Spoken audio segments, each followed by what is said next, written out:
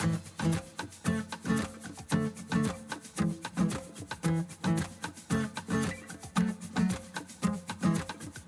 podcast is a quest for well-being, a quest for a meaningful life through the exploration of fundamental truth. Enlightening ideas, insights on physical, mental, and spiritual health.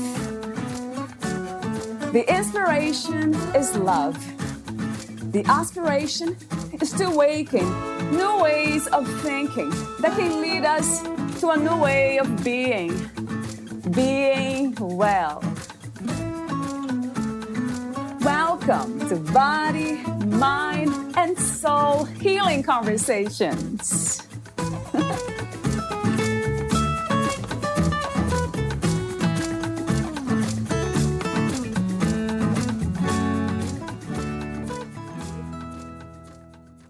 Trauma often separates us from our own self, leaving us feeling disjointed. We exile parts of us we feel are bad, and shame hides us from seeing our own reflection. Through healing, you can have a mind-body-spirit connection that ushers in a new sense of self-agency and self-alignment. If you have trauma or abuse in your human experience story, you are not alone. You are not broken. You do not need fixing. While we cannot go back and remove the trauma that we endured, we can find healing now in our present and live our best authentic life. Sarah. Valeria interviews Sarah Miley. She is an experienced crisis advocate and an IFS-informed trauma recovery coach. Through her own learned and lived experiences, she is passionate about helping survivors find the roots of their suffering. By making sense of their trauma, they can make meaning out of their healing. Her focus is on survivors of developmental childhood trauma, attachment wounds, emotional abuse and neglect, PTSD, those who struggle with the emotional and relational after effects of dysfunctional formative years.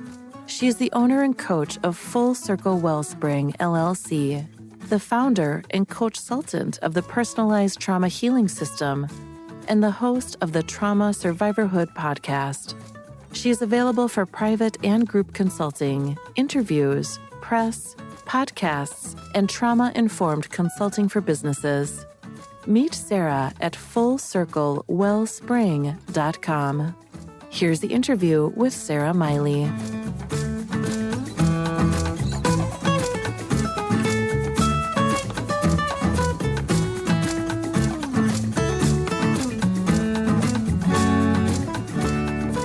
In your own words, who is Sarah Miley? Well, it's such an important question. And I think I would say I am a whole, unbroken, healed individual. I wear a million different titles, none of which truly define me, I guess, unless you look at all of them at the same time. So I guess I can't really list titles because they'd have to be all in congruence with each other. So yeah, I guess I'm just a whole individual. I live in happiness and in joy and in peace within myself.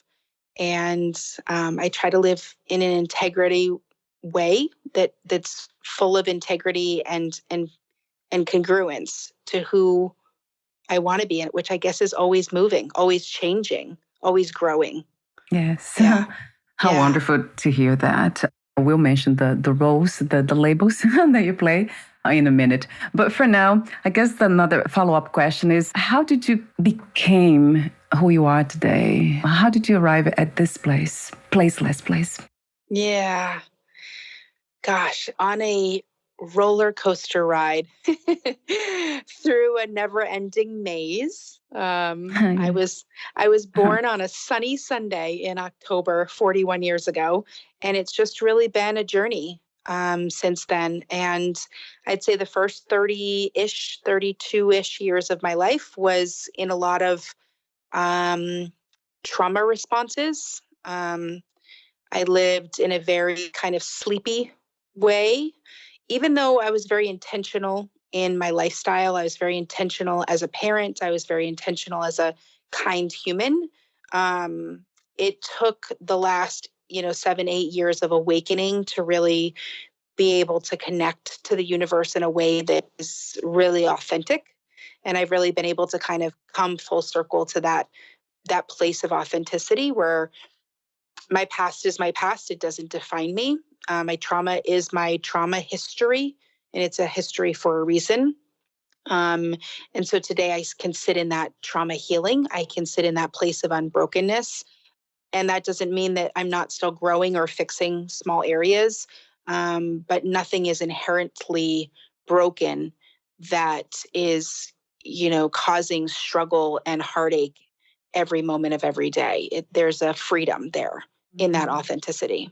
Yes. Yeah. Wow. That's beautiful the way you answer that question. Yes. Right. I love the way you talk about wholeness. So that place of knowing, realize that there is something about us that's unbroken, that has never been broken in the first place. So that sounds very spiritual. I would love to hear from you. What is spirituality to you, Sarah? And that's the question. Yeah, I think spirituality has to kind of be a center point, but it also needs to be connected to all of the different fibers of yourself. In my line of work with trauma survivors, we talk a lot about the mind, body, spirit connection. And that's the understanding of the mind, the soma connection to your own personal body and your own spirituality. But then they each have to be also connected, not just to you individually, but connected as a trinity, so to speak. And I think that the spirituality piece comes from understanding yourself in the universe and where you are in humanity on the outer spectrum, and then taking that and creating a mirror space so that you're looking at the depths of yourself internally, right? Because if you look up into the sky at night and you're looking, and we are just inside of one galaxy, inside of one solar system of many, of millions and millions of more of them, right? So it's infinite space out there, but it's also infinite space in the depths of your being. And spirituality is just the exploration of that. There's no ending. You're never going to find the edges of the universe, and you're never going to find the edges of your inner spirit or your inner soul. But it's the exploration that is the spirituality. It's the healing is the journey, right? Yeah. Wow, I love that too. What's not to love about that answer? Yes, infinite. That's my understanding or realization of what I am. Infinite energy, infinite consciousness. It's limitless.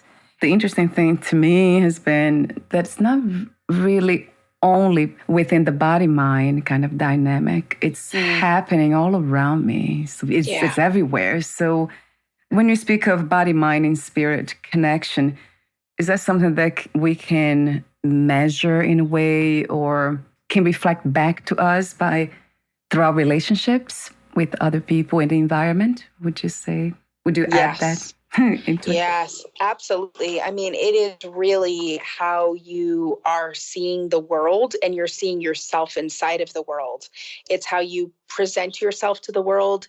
It's how the world understands you and sees you, but also how you see and understand the world.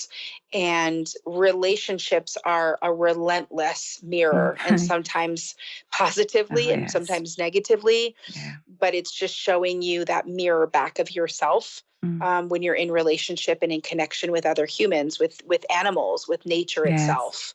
Yes. Yeah. It feels that way to me very much. Yes. Yeah. And earlier you talked about trauma response, living from that place, which I'm very familiar with, I'd say sadly, because I have met people who have not didn't have pretty much any major trauma. So they didn't share, we don't share those experiences.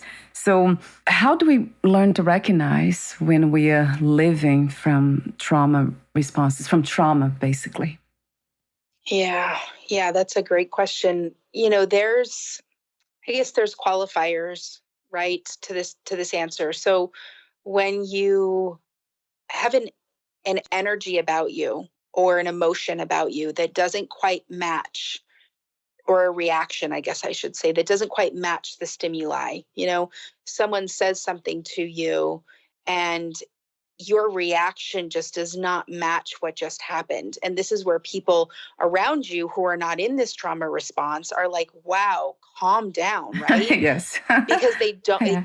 they can physically and psychologically Yes. not understand what's actually happening, right? Right. And so when you're not matching what's going on, you're often living in an old pattern or an old part of yourself, an old emotion that's been tethered to a trauma that's happened to you that hasn't been healed yet, that you haven't found, you haven't built a relationship with, and you haven't been able to bring healing to yet. And you're going to react in the same way. And it's all about keeping yourself safe. When something is scary, that's one thing, but really the mind is trying to keep you safe even when something is very sad or there's grief that feels all too familiar to some trauma response from long, long ago. When someone, offends you, it's a safety concern for your brain. And so it's pulling up these protectors, which can look a lot like, we hear fight, flight, freeze all the time, where you just shut down. But there's another one that's called fawning, that's people pleasing. To a degree, not just to make people happy, but you are attempting to make people happy or bring them peace or bring them calm in order to keep yourself safe, which means you're actually abandoning what you want to do in the situation. You're abandoning your emotions. It no longer matters what you think or how you feel about the situation. Right. You are actually, being subservient to someone else's feelings or emotions or thoughts or actions. And that's fawning. It's very different than just, wanting to be a good dinner party host, right? It's actually abandoning who you are so that other people are okay. So in turn, you are safe. And there's tons of others. I mean, those are the 4 F's that we read about in psychology books, but I like to coin a bunch of other ones. There's people can literally faint when they're under, crazy stress. You also can be a fixer, a rescuer, or a hero, right? That fixer mentality I'm very familiar with. Functioning. Some people are just high functioning people because they never want to stop being busy because that will touch their trauma and those emotions that they feel like they can't withstand. So they just function all day long. And some people flop, they don't function at all. They do the exact opposite. They don't go out in the world. They don't try anything because they're too afraid of all those things. So there's multiple trauma responses that it just depends on what your brain picks. And, the brain just picks them. It seems like there's not really a pattern. The brain will pick something for one sibling that looks like a very externalized fighter, and the other sibling who is experiencing the same trauma with the same parents that is going to be a freezer, who's going to totally shut down and completely dissociate and self-harm maybe or something, whatever the protective mechanism is. And it's whatever your brain thinks is going to soothe it or keep it safe in the moment. So, Wow. Yeah. That- Trauma response. It is not great on the nervous system. Yes, right. Yeah, tell me about it. So I see in my experience has been almost like a combination of them from what I hear from you. So going from one to another. Yes. Wow. It's really sad though, because my path has been spiritual. So I've been doing a lot of spiritual work and trying to understand, going deeper into the nature of reality instead of just focusing on the parts. I was always interested in the whole, like, what's the big picture of this? What am I doing here? Those big questions. So I guess by doing that, I just kind of ended up almost going it was kind of the opposite way of what most people do. I went to a place that was already healed or didn't need any healing in order to see clearly the parts that needed healing. Yeah. And that's where my perspective is these days. So that's a bit different, right, Sarah? And not too many people, I think, do this. Some people that I know, because they are also into spirituality, but not too many. I guess we try to heal the parts one at a time. Yeah. There's systems inside of us, multitudes of systems that are working together. And your parts system of, these traumatized or unhealed or wounded or scared or pained parts, they often operate in systems, right? And The thing that we do want to be careful about, and it sounds like you've really just taken a higher ground with your spirituality. And obviously I don't know your full story as well. So Right, right. this is not in a judgment way, Yes. but we do want to be really careful that we don't take an approach of a spiritual bypass. Yes, I did that And too. Yes, I realized yes. that too. And Yes. that can be very common. So someone just decides, Right. they're in trauma responses and they take a yoga class, Right. and in the yoga class Yeah. they really feel like a safety or a freedom or some kind of just existential happiness that they've never felt before. And so they just go, oh, this is the answer. And then they bypass all their pain and all their grief. And they think it's because there's a healing there. But oftentimes if you're actually bypassing it and not allowing these emotions of what happened to you to come to the surface and to find their place of grief and to put their pain on a platter and let it float away, there needs to be a space for that as well. Spirituality is a great anchor. Spirituality allows you a grounded place to visit very, very dark places. And so you can sit in this centered, very spiritual, safe, free place. And from there, you can go witness those parts that hold the shame or that hold the abuse or that holds the grief. And you can go visit with them and you can help those parts to heal. But you don't leave your seat of consciousness, as it's called, or your place of self-energy and self-leadership, like in internal family systems modalities. You don't leave that place of grounding, because if you leave that place, you're going to blend in with those parts that hold all that shame. And now you're overwhelmed and overcome by the shame again. And that's not how it heals. It doesn't need to go back through you. It's the part that holds it needs to just be able to express it. It needs to be heard and seen and validated. And then it needs to be able to let it go. And then that part can find freedom. But you haven't left your spiritual holding place, that grounded place that you found. So I think following a spiritual path that feels safe and grounded to you is important, because when you get into those places where you are in a trauma trigger or a trauma response, or your nervous system has gotten activated, you need to have a place to sit back in and go, wait, I need to find my safety. Now, from your place of safety, you can examine your activation. You can talk to it. You can get to know it. You can go, wow, that was really interesting what happened. I'm really curious about that, without having to actually, be inside of the activation and stuck in it. You kind of sit back in your place. So that's where spirituality for me holds importance, is it allows you just a little higher plateau to have a different perspective, so that you're not constantly swept away by your emotions and your triggers and these activations. Yes, a billion times. I love your clarity. Yeah, about that. Yes, it really resonates true to me. That's exactly that. And of course, I keep revisiting everything because it's my relationships. I can't really kind of not seeing them. But yeah, I hold that place of safety, that my place is spiritual. The realization of that's just whole. And it's not in a romantic way, although it feels that way. I'm very devotional, so sometimes it feels that way. I'm kind of just laughing for no reason. And when I get to contemplate, to reflect on that spiritual place, and it feels so good that I can't help it.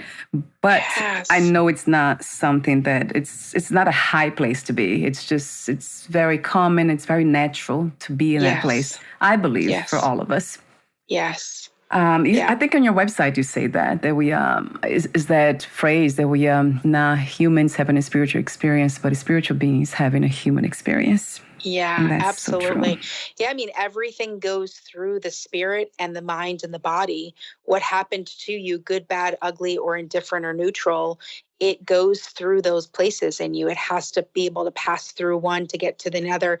And that the healing comes when you're able to let it go through all of them, and finish and complete the cycle that needed to happen, right? Because if something scary happened as a child and you didn't have anyone there to support you and to explain you're okay, you're safe. And so the fear gets stuck. Now it might have gone through your, maybe your body, maybe you sensed the tension, but then it got stuck in your mind because you didn't know what to do with it. And it never even got to your spirit at all. And it's just stuck in there, and it needs to be able to go through each of these pockets and kind of release. And for most, trauma survivors, because everyone goes through difficult things, but real trauma that's getting really stuck, it often is really stuck in your body. And so your mind, decades later might go, oh yeah, but I was a kid and my parents didn't know how to parent, and it was a different time and it was a different age and nobody knew this was happening to me. It was a secret, so no one could help. And, you think of all these spiritual ways to kind of heal yourself, and you do all these beautiful spiritual practices and you feel good. But then you find later that the trauma is stuck somewhere in your body. And that's a really difficult place for a lot of trauma survivors to go, is to somatically reconnect and to feel sensations and to stay with them, especially those ones that are more unpleasant. And that's kind of where I am in my part of my journey, is getting more. The last probably 2 or 3 years, I've been focusing more on the somatic side of trying to, hold safety for myself when there's really unpleasant body sensations, and then recognizing these sensations is something, that happened to me, and letting them go and releasing them. And they've been in weird places around my body that I did not even have conscious memory of until I investigated the sensation. And then I'm like, oh God, that's from that. Oh my word, I didn't even know that was still in there.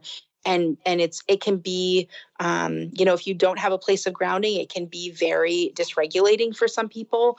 And yeah, that safety doesn't often come from inside of our bodies when we've been through trauma, especially in our childhood. And more so if it's been sexual and physical in nature of abuse, it's even harder to kind of get into there. But it's essential to allow these things to complete what they were trying to complete through your mind and your spirit and your body, not forgetting that somatic piece. Wow, I love your wisdom. I mean, it's just so clear. Yes, yeah. I love the way you say that too. Letting them complete what they're meant to complete. They were trying to complete, right? Yeah. How do you make sense of pain and suffering, Sarah? Yeah, to make sense of it. I don't know that it's made to be made sense of. There's not a lot of logic behind pain and suffering and trauma. I do think that on the other side of it, there is depth, knowledge, wisdom, ability to connect to other humans in a different way. There's definitely lessons and the ability to grow. I think the more that you've been through, you actually have a higher capacity to grow. Just because I feel like everything has to be really congruent. So if the depth of your pain, is X deep, I think it's also going to be, X high or X wide or X expansive when it comes to the capacity of growth. And so, not to say that I want people to go through things just so they can be yogis and, be Buddhist monks who have all the wisdom of the universe in their noggins, right? I don't want people to have to go through that. But I guess if pain and suffering, it seems like none of us have ever gotten through the world without a bit of pain and suffering. We've all had a bellyache. We've all cut our finger. We've all had, we've stubbed our toe. From those teeny small little things, it just shows us that humans, need to endure something for some purpose. And if we can make sense on the other side of it, I think that's where the meaning making comes. And I call it meaning making rather than making sense, right? Especially if you've had trauma that has involved relationships, parents that were supposed to protect you, or siblings who you were supposed to have fun and play games with. And these people that have hurt you, a partner who, narcissistically or psychologically abuses you. These are people that you were in such close relationship with that hurt you. So it's really hard to make sense of it because you have no idea what's happening inside of their psyche. Their world is a whole nother dimension that you cannot access. But you can make meaning for yourself, for your purpose. So when you're being really authentic, you can go, I actually am thankful that this thing happened to me because now I am free to do this. Or I can be appreciative that I saw the light when I did. Now, maybe it was 20 years into that narcissistic abusive relationship. Why didn't you see it at year 5? Why did it take 20 years? It doesn't matter. You saw it and you're out, and there's something that you can appreciate from there. And that meaning making allows people to really kind of make sense of who they are, not of what happened to them, but a sense of who they are as a person. It goes back to your first question that you start with of who you are. You wouldn't know who you were if you weren't forced into introspection, if you weren't forced into self-discovery, if you weren't forced into this healing path, if you didn't have anything, that you've never been through anything, you've never had a heartbreak, you don't know what grief is, you've never lost someone that you love, you've never been, screwed over by an employer. Like, how can you relate with me then? How can we resonate together? How can we sit in connection? And so I think it's important, because all humans have some level of suffering. It just means that we're human. It makes us human. And that's the sense of it. It's the sense of who you are that can come from it. Wow. So, so true, Sarah. And as you said, we all go through some level of suffering and pain, all of us.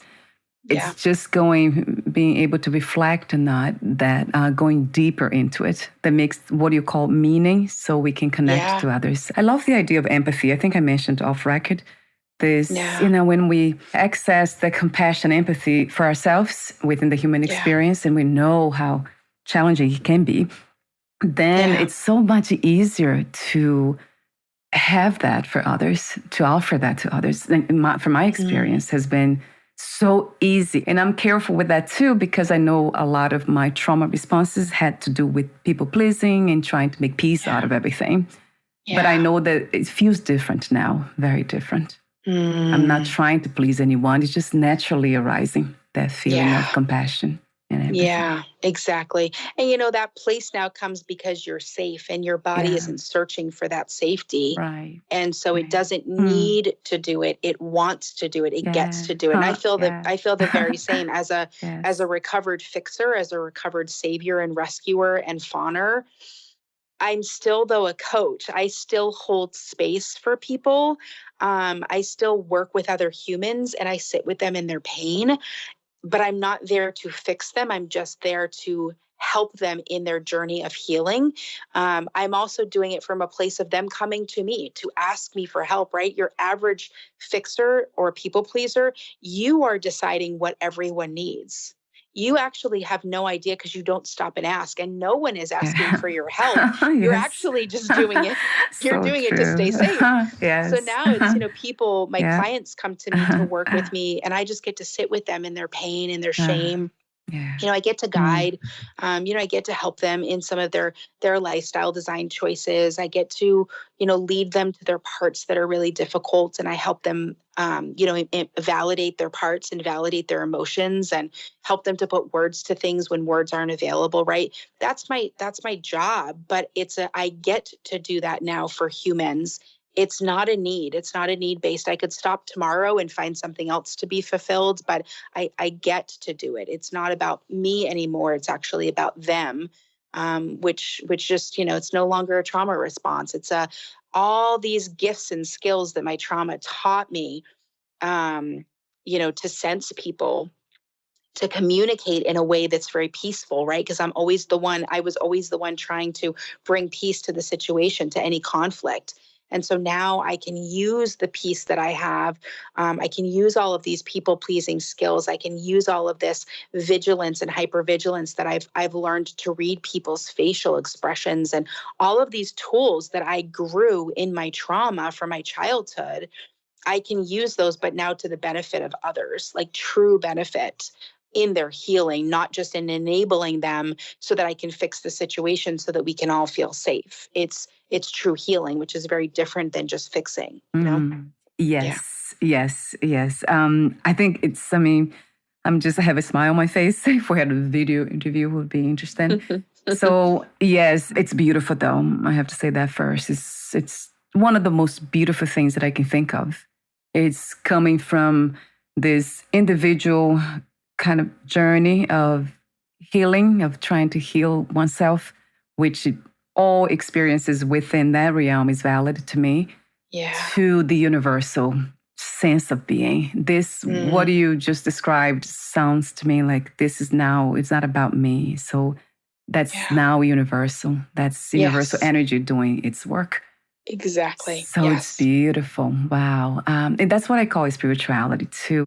See, and we don't have to even rationalize or even talk about it. It's just there. You know, what you're doing is just so clear to me. We don't have to have a conversation about it in order for me to kind of see that. It's so clear. Most people that I interview here, that's what the place that they're coming from.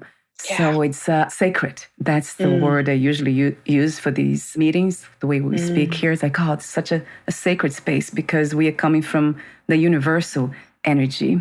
It's trying to help others, as many as we can. And not because we want to, out of making the world a better, beautiful place, which would be wonderful too. But it has a different quality to it. It really does, Sarah. It really does. Yeah, I can sense that. You know, it's almost like if you rewind back to the original question of who are you, you know, the answer could be, I am someone who is walking in my purpose. Rather than listing what your purpose is, it's just, I'm someone walking in my purpose. Instead of saying, you know, well, I am a coach and I am a mother and I am this and I am that. It's that I'm someone who's exploring my potentiality. I'm someone who is creating lifestyle for myself so that I can fulfill my own dreams in order to bring purpose to others, right? And so it's more about what's coming from you rather than what your product is and what you're actually delivering. It's the place that you are delivering it from, you know? Yes, that's it. A billion times to that truth. Yes, that resonates so, I mean, that's what my heart opens to every time. Like, yeah, that's it. And, you know, I don't know, I think it was yesterday, the day before, I was just reflecting about, you know, this place of universal place. It's a place of love, really. And then what love does, it loves. So love loves. It can't do anything else but love. So that's what it's felt here. That's what I feel every time I talk to somebody and experience what they are doing in the world. It's just, that's love. How beautiful. I can't help it but say it 1,000 times sometimes even because it's so, I mean, I'm devotional. For some reason, there's something, a part of me that loves to kind of when you see something that's beautiful or universal, spiritual, whatever, it just kind of melts and I can't help it. So let's see, going back to what you do, you're the founder of Full Circle Wellspring and consultant of the Personalized Trauma Healing System. So talk to me about that, Sarah. When people come to see you, when they first start, if they want to start having sessions with you, so what's the first step? I would love to hear, how does it work working with you? Yeah, absolutely. So when I started Full Circle Wellspring a few years back, I started as a coach. So I'm an IFS-informed certified trauma recovery coach. And I specifically work with trauma survivors in their trauma healing journey, and I walk beside them as a coach rather than a therapist or a counselor or a consultant. I believe that they have everything that they need inside of them to find the healing. So it's more of that, you know, personal coaching, life coaching, but specifically for trauma survivors and walking them through. I also practice IFS, internal family systems modality. So people will come to me specifically for IFS sessions, or they come to work with me with trauma recovery. And if they do, we oftentimes get into some kind of IFS. Either we use some of the parts language, or we may even do some sessions intertwined with their coaching. But I do have those separated. So if people do want to work just doing IFS sessions, whether exploring all the way down to healing and freeing of parts. But the mapping and the exploration, just getting to know your parts is super important. So when I started doing that, I became kind of pregnant with another idea. One of my biggest passions is lifestyle design, is really creating a curated lifestyle that works for what you are aiming to do, not just with your life, but with your time, with your money, with your energy. It's kind of like budgeting. right? Yeah. We only Yes. think to budget our finances, but we really have to True. also budget our time. We have to budget our Yeah. relationships, our energy levels. And so creating lifestyle design is super important to me. It's something I've been practicing actually long before my own trauma healing. I've been doing lifestyle design for myself since I was very, very young. It was like I would get an idea and I would just work toward it and go do it. So it's allowed me to really, any dream that Sarah says she's got, you're going to see me within the next year or two, pretty much Yes. doing it. I was Yeah. 12 when I announced to the world I was not going to college, but I was going to move to New York City. It Wow. took me 5.5 years to get there, but I did it. Yeah. Because Yes. there's this pesky thing called high school had to happen in the meantime. But Right. things like that, traveling, just things that are important to me, Yeah. I'm able to do them because I design my life around the design that that I want to curate, the goals that I have and the purpose that I have. So about a year ago, I started to get kind of pregnant with this idea of like, what does that really look like for trauma survivors to design their life when oftentimes we don't even consider ourselves? We don't even consider our wants and our needs. We might not even be able to identify our regular bio needs or our regular life functioning skill needs. There's some trauma survivors that are not even able to do, things like budgeting or basic hygiene because they've been so self-abandoned or neglecting of themselves. All the way to then this dreaming and this visualizing of where they want to go, and all the grief and all of the magic that can come with that. It's very difficult because they have these trauma blocks. And so a few months ago, I officially launched the Personalized Trauma Healing System, and that's a trademarked, curated lifestyle design program specifically for trauma survivors. I'm offering 12-week packages right now with that. It's a big commitment. It's a commitment for myself. It's a commitment for the client. It's a time commitment. It is a saying, hey, we're going to sit down and we are going to work side by side relentlessly to work on some of your lifestyle design pillars. And the pillars can be anything from psychological, emotional, financial, relational, their career goals, going back to school, how they want to, family plan. There's tons and tons of pillars that I've designed. And we work through what I've designed is called the joy scale. And it's a really long, in-depth, introspective assessment that allows you to go through all of these questions and kind of find out where you are in your overall joy. Starting from the very, very bottom where you have people who, maybe, almost suicidal if they're not already suicidal, just very depressed. They find it very hard to find even a little joy in big, big, big, great things.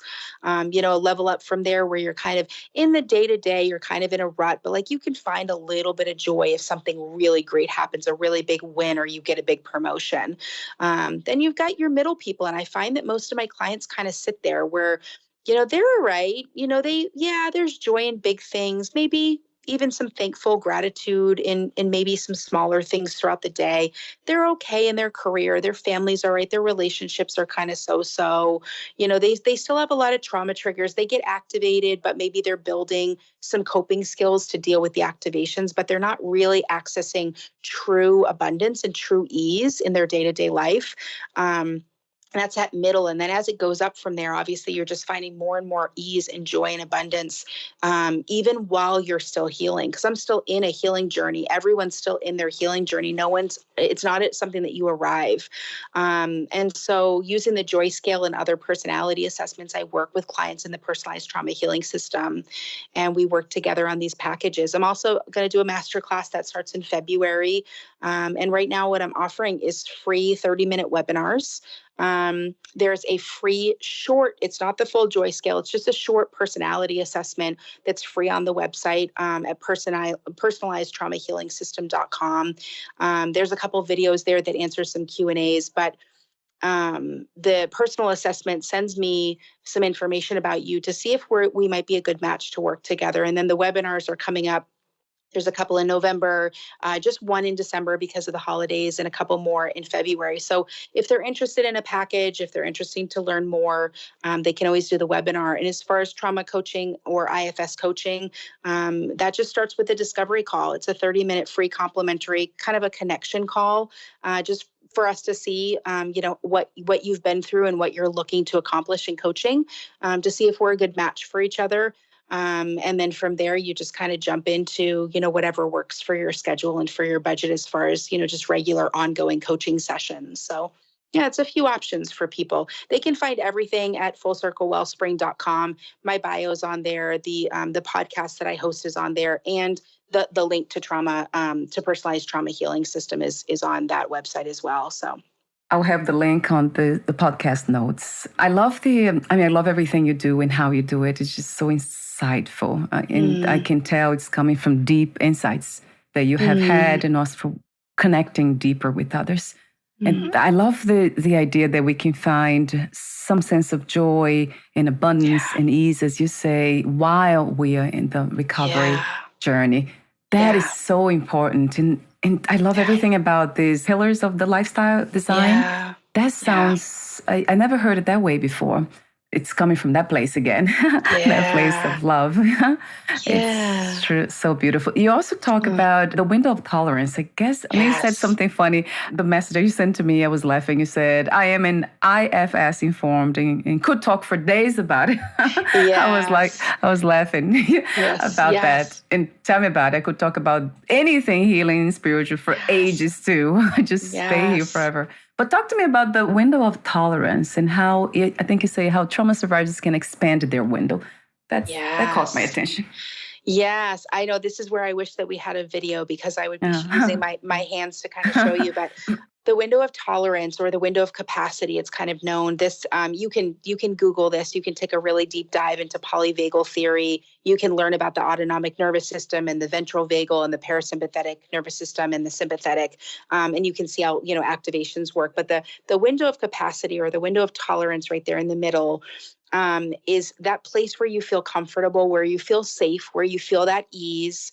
You're restful, but you're not, falling asleep. You're just, you're alert, but you're not super on guard, right? Humans have to be aware of what's going on around them.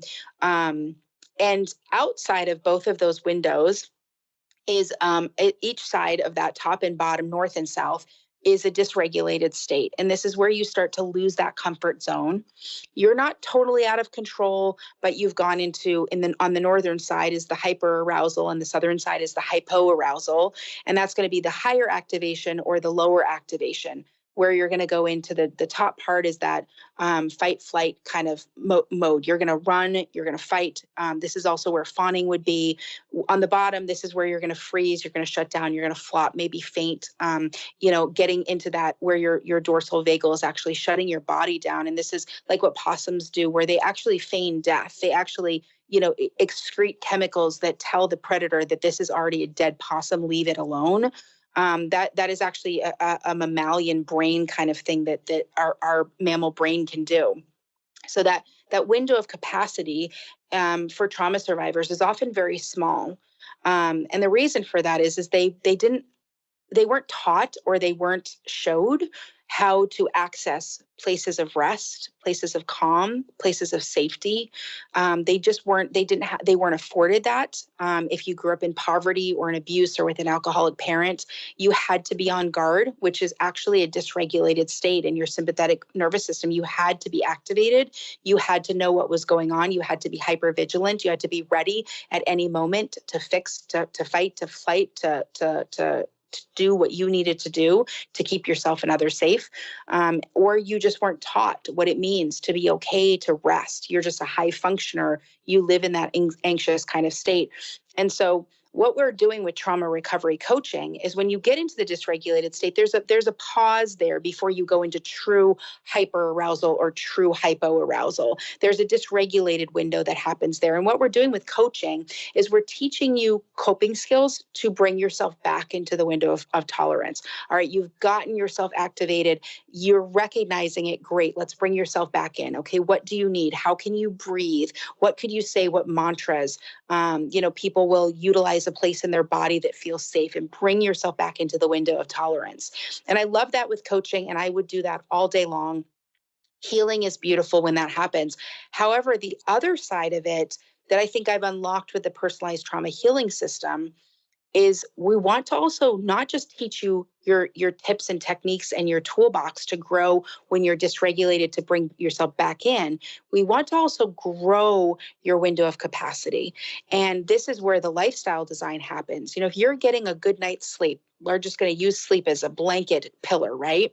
It's just an easiest one to pick on, I've always found. Yes. If you get a good night's sleep, we all know what that feels the next morning. Oh my goodness, you can conquer the world, right? Now when you're getting the kids up for school, it doesn't matter that they're not ready. You're great. You're feeling beautiful. Right. You're looking in the mirror. Oh, you're having a good hair day. Like everything lines up because you got a good night's sleep, right? Yes. Trauma survivors struggle immensely with their sleep, right? Sleep is difficult, especially for high anxious people, for people that were traumatized or abused in the night by their parents. They live in an activation. They wake up with night terrors. They have a hard time falling asleep. Or when they wake up in the morning, they remember that they don't really love their life, so it's hard to get out of bed, right?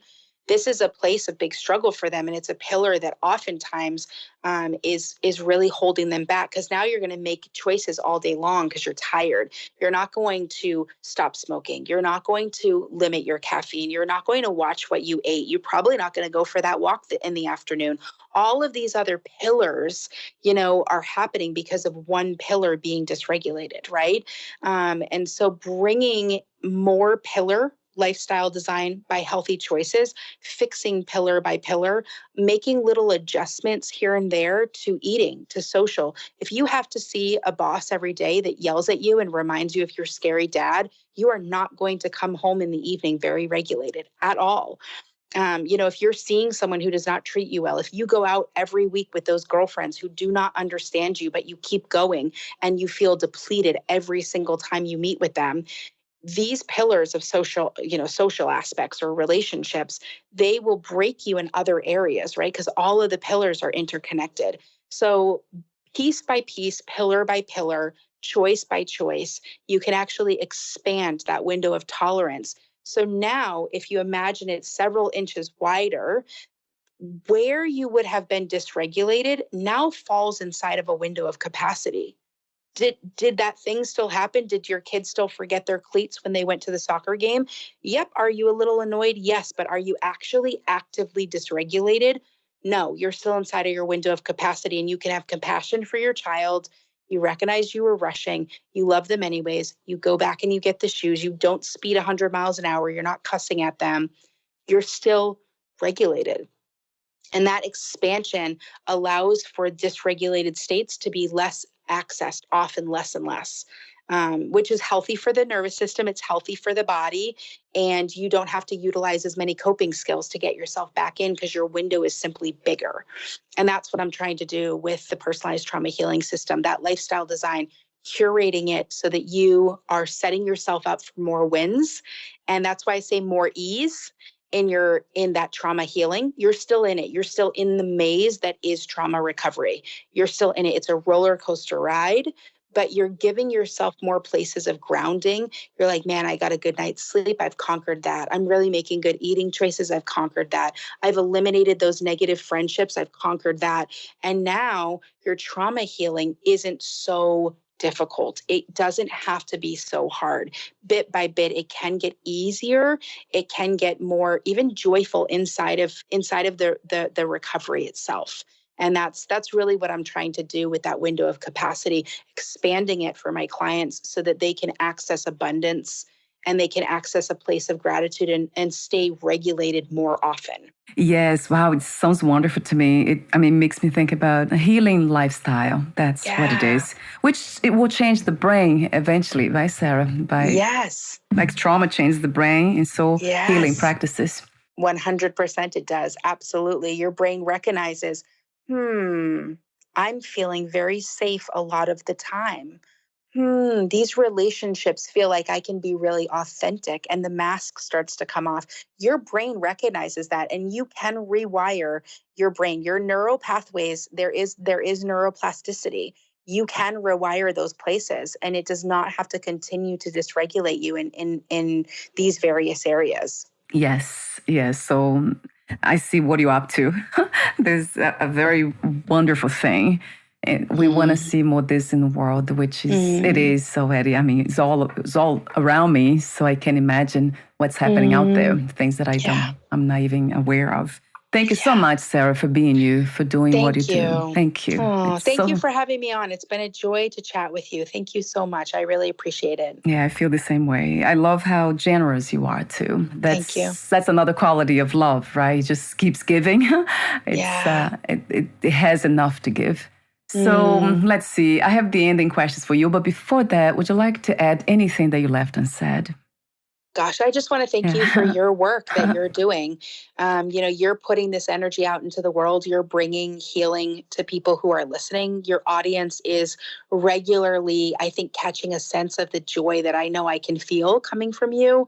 And that comes from you being authentic and you being willing to share this platform and this space for your audience. So thank you for what you're doing. I appreciate it. Thank you so much, Sarah, for seeing that. There's something about being seen, right? Valued. It makes connection so much easier. Yes. Thank you. So I guess my last question is a question that I usually ask everyone. I'll ask you too. What 3 experiences you wish everyone to have before they lose the body, before they die? 3 experiences. Goodness gracious. I'm such a believer in people having so many different experiences. Gosh, this is going to be hard. The reason is, so I think of things that are so wonderful for me that absolutely would repulse someone else, right? I think of all these different coping skills, right? So we know with, let's say something like breath work or yoga, that might be a lifesaver healing tool for me, and it might absolutely trigger someone else, right? So I don't know if there's experiences other than figuring out who you really are and how you can show up in the world, what feels right and authentic for you. Once you've designed that, once you've said, this is who I am, this is who I want to be, this is what I want to grow as, this is where I want to show up, this is how I want to show up, I would say that's where you go. And then you just do whatever those experiences are for you that are congruent and that align with who you're attempting to be, who you're looking to show up as in the world. I think that means doing the work in yourself, trauma or not trauma, right? It doesn't matter if you're a trauma survivor. If you don't align with that word, that's okay. But I think everyone has a place where they need to stop and go, what am I actually trying to do? What is my purpose? What was I meant to be here for? Because it's such a short time in all of eternity. It's like just a wind blew by and there went your 80, 90, 100 years. That's true. And so, just to examine that as knowing that it's quick, but it is the longest thing you're ever going to do is this life. And so figuring out what looks right for you, how you can be the most kind, most authentic version of yourself. And maybe that's the experience there, is just for you to do that chore. Because I call it a chore. It's kind of a piece of homework. It's a big to do. It's a big ask. Yes. It's a very big ask for you to do the introspective work to figure out what's going to actually make you happy. Because most people that are sleeping, they're sleeping their way through life. I don't know if you've read Anthony DeMello's book, Awareness.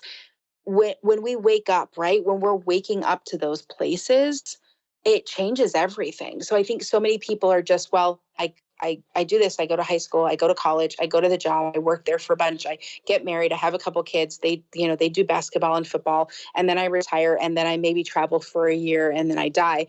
And it's like, if we stay in this, I mean, that's the American dream. That's the American dream cycle that people get stuck in. But if you actually stop all of it, just stop it all and just get really quiet and go, what is this thing that I'm doing? What is this life for me? And then go chase it, relentlessly pursue that. You'll never touch it. You're never going to touch full and true happiness until this painful body has left us. I don't think that's possible. I don't think true human freedom is trapped inside of this skin, but the relentless pursuit of it, that's the journey and that's the experience. Yeah. Wow. It's almost like so much timeless wisdom that you have shared that I'm thinking to myself, wow, this is kind of incredible to fit in one podcast. And you did. That's how clear you are. I mean, I love that, Sarah, about you. Thank you. So clear. Thank you so much again for being you, for saying yes to life, its mysteries and everything that comes with it. Thank you so much again for the healing work you do, and spiritual. It feels to me very much universal.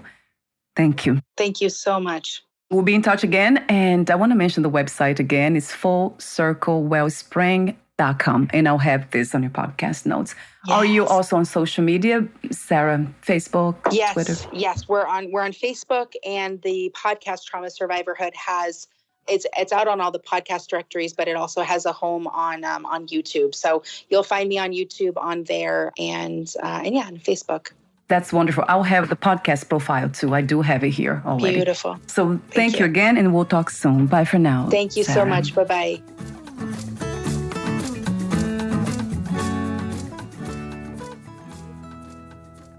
Thank you for listening. To learn more about Sarah Miley and her work, please visit fullcirclewellspring.com.